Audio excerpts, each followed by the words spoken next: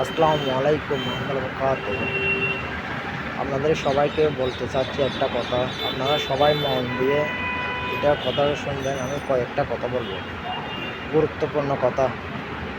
কেন এই মাহে রমজান উপলক্ষে আপনাদেরকে বলছি, ফেসবুক, ইউটিউব, তারপর টিকটক, যত আছে আর কি, সব ভিডিওর মধ্যে যারা ছাড়বেন, কম মাহে রমজান হিসেবে সবাই একটা ভালো একটা মাহফিল ছাড়বেন।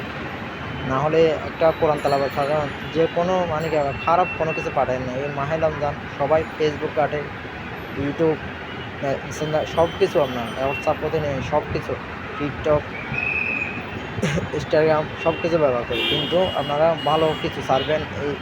এইগুলো দেখে সবাই আনন্দিত হয় মতো।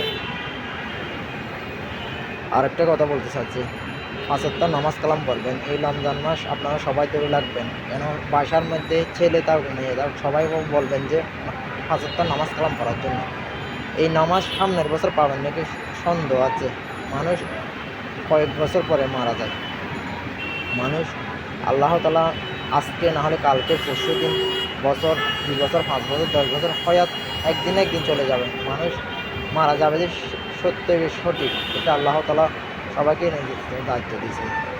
কিন্তু একটা কথা বলতেছি যে আপনাদেরকে, আপনারা যেন মোবাইলের মধ্যে কোনো খারাপ কিছু ছাড়বেন না, দয়া করে আপনাদেরকে এই রিকোয়েস্টটা বলতেছি। আর একটা কথা সবাইকে বলতেছি, আপনারা যেন সবাই একটা জিনিস ভালো ছাড়লে মানুষের অর্থনৈতিক ভালো হবে।